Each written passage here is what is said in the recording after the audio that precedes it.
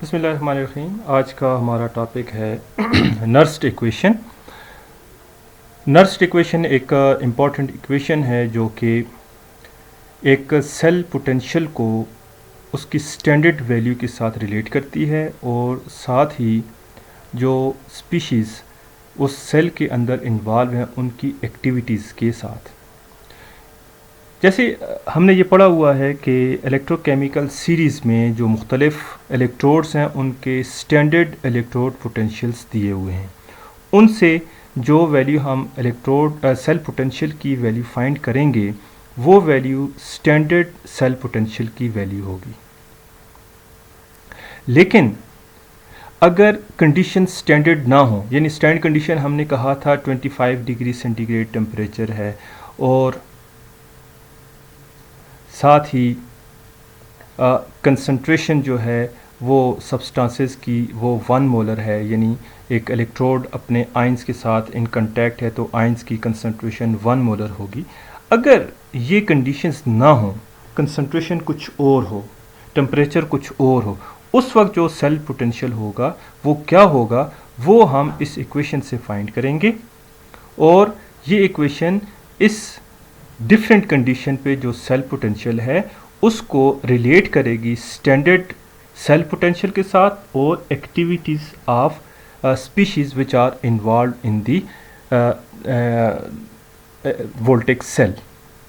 इसके लिए हम एक सेल कंसिडर करते हैं, इलेक्ट्रोकेमिकल सेल, जिसमें हमारे पास जो सब्सटेंसेस ए और बी रिएक्टेंट्स हैं और सी और डी इनके प्रोडक्ट्स हैं। ये स्मॉल ए, स्मॉल बी, स्मॉल सी और स्मॉल डी इनके नंबर ऑफ मोल्स को रिप्रेजेंट कर रहे हैं।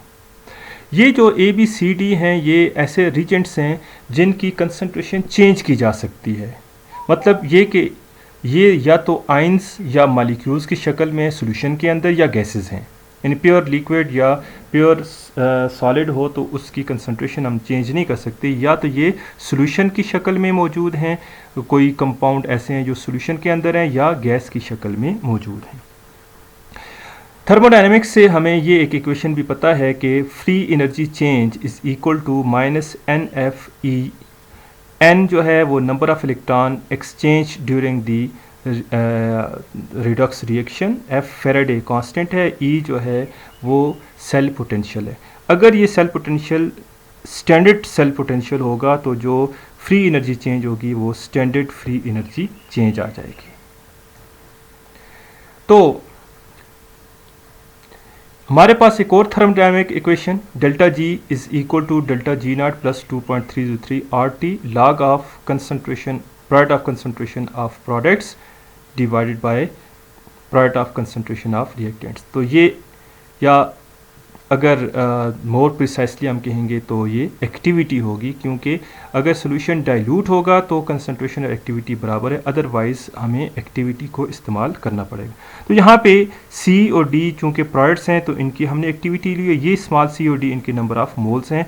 ए और बी चूँकि रिएक्टेंट्स हैं इनकी एक्टिविटी हमने ली हुई है, और जो ए और बी स्मॉल हैं ये इनके नंबर ऑफ मोल्स हैं। तो डेल्टा जी और डेल्टा जी नॉट की वैल्यू अभी हमने फाइंड की थी वो यहाँ पे इसमें पुट कर देते हैं और इस सारी इक्वेशन को -NF से डिवाइड कर देते हैं, तो हमारे पास ये इक्वेशन आ जाएगी।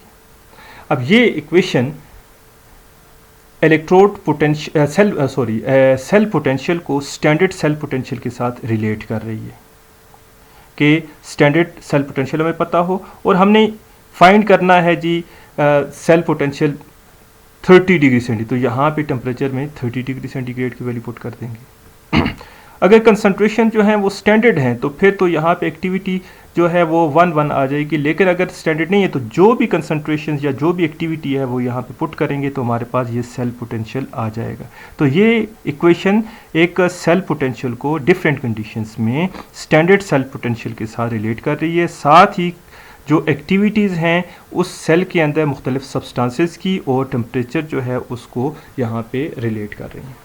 अगर यहाँ पे टेम्परेचर हम 25 डिग्री सेंटीग्रेड ले लें तो ये TRF और 2.33 की वैल्यू पुट करके उनको हम मल्टीप्लाई करेंगे तो हमारे पास ये एक कांस्टेंट वैल्यू आएगी, लेकिन ये उस वक्त आएगी जब टेम्परेचर 25 डिग्री सेंटीग्रेड। तो n जो है नंबर ऑफ इलेक्ट्रॉन जो ट्रांसफ़र हो रहे हैं रिएक्शन के दौरान। और ये K जो है ये चूँकि यहाँ पे अगर इक्विलिब्रियम आ जाए तो ये जो है इक्विलिब्रियम कांस्टेंट के इक्वल आ जाएगा।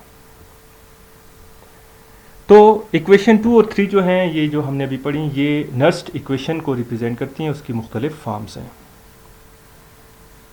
और हमने ये भी देखा कि ये नर्स्ट इक्वेशन सेल पोटेंशियल को स्टैंडर्ड सेल पोटेंशियल और एक्टिविटीज़ ऑफ रीजेंट्स के साथ रिलेट कर रही है। अब ई नॉट जो है वो स्टैंडर्ड सेल पोटेंशियल को रिप्रेजेंट कर रहा होता है। अगर सिस्टम इक्विलिब्रियम पे है तो हमें पता है कि डेल्टा जी जो है वो ज़ीरो हो जाती है। तो जो इक्वेशन 1 है, ये इक्वेशन 2 नहीं है, इक्वेशन 1 आपने लेनी। इक्वेशन जो 1 है वो कुछ इस तरह से हो जाएगी। इक्वेशन 1 को एक मिनट देख लेते हैं। ये इक्वेशन 1 यहाँ पे ये 0 हो गया, ये जो टर्म है ये इस साइड पे आएगी तो नेगेटिव हो जाएगी, तो इस फॉर्म में हमने इसको लिखा है। और हमें ये भी पता है कि delta G not minus N F E not के इक्वल है। इसकी वैल्यू हमने पुट कर दी यहाँ पे, और हमने एन एफ से इस इक्वेशन माइनस एन एफ से इस इक्वेशन को डिवाइड किया तो हमारे पास ये इक्वेशन आ जाएगी। चूँकि सिस्टम इक्विलिब्रियम पे है तो ये जो रेशो है ये इक्विलिब्रियम कांस्टेंट की इक्वल है। तो इसका फ़ायदा ये है कि इस रिलेशन से अगर हमें इक्विलिब्रियम कांस्टेंट की वैल्यू हम standard electrode potential standard cell potential के साथ रिलेट कर रहे हैं कि अगर हमें स्टैंडर्ड सेल पोटेंशियल पता हो तो हम इक्विलिब्रियम कांस्टेंट भी फाइंड कर सकते हैं। अब इसी इक्वेशन को हम इस्तेमाल करके एक और इक्वेशन डिराइव करेंगे जिसमें हम सेल के अंदर जो इलेक्ट्रोड है उसके इलेक्ट्रोड पोटेंशियल को स्टैंडर्ड इलेक्ट्रोड पोटेंशियल के साथ रिलेट करेंगे।